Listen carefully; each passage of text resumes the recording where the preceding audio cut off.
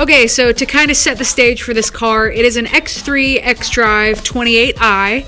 It is a 2.0 liter inline 4 turbo. It's all-wheel drive. It has an 8-speed shiftable automatic. Comes with stock 18s. Fuel economy is about 21-28 depending upon how you drive. And depending upon where you're located, this 2017 X3 will go anywhere from $42,000 to about $44,000. Again, depending upon where you're located. So, setting the stage for this car, here's kind of my candid review on it, and enjoy. It has about 3,000 miles on it, so this hasn't been in circulation with their loaners too much. So, one neat thing I like about this car is it has the warnings when you're getting close to an object for backing up or pulling forward. I will go ahead and do that right now to show you. Everything else is exactly the same. I'm gonna go ahead and just kind of get close to my mailbox real quick. Oop. There we go. So as you can see, it has the backup cam, and then it also is giving me a warning that I'm getting close to an object right there. That's a little early of a warning if you ask me, because I'm really not that close to it, but I like that. I like that a lot. I like the backup cam a lot too.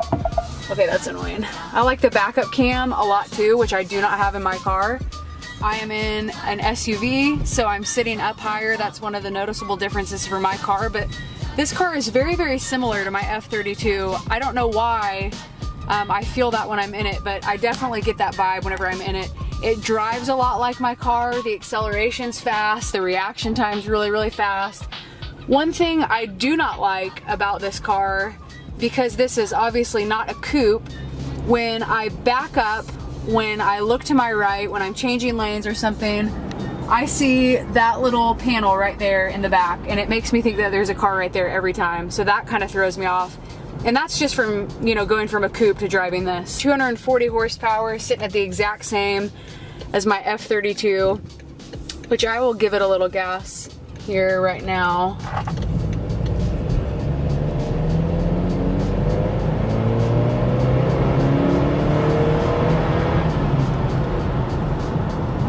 So as you can see from that, I mean, I got up to 50, 60 in no time. So really, really responsive for a smaller SUV. And I just may be completely out of the SUV game, because I came from a Wrangler, which had the worst acceleration ever. I had stock gears in my Jeep, and I had 35s. So going from 0 to 60 took like an hour. So I'm pretty impressed with the acceleration time. And even going from trying an X1 to an X3, I can tell there's a noticeable difference. Driving an X1, the interior may not be that much different, but I felt really, really cramped. There was no room whatsoever. And this, you can definitely tell a difference from the X1 to the X3. Even whenever I take turns, turn corners, again, this may be just solely from coming from driving a gigantic refrigerator, it felt like, whenever I had my Jeep. But even taking tighter turns, hugging the corner, that's all super, super simple in this. It doesn't feel like I'm sticking out any, or the curve is, you know, I'm having a hard time taking the curve. Everything is super, super simple with this thing, and it drives, I swear, just like a car.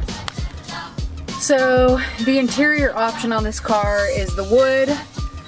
This is the same kind that I have in my F32, the black interior, and then the gray headliner.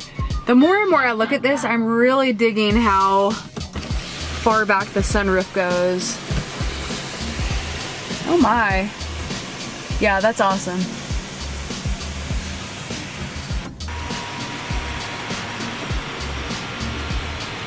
This car reminds me so much of mine, just higher, and you're sitting up higher.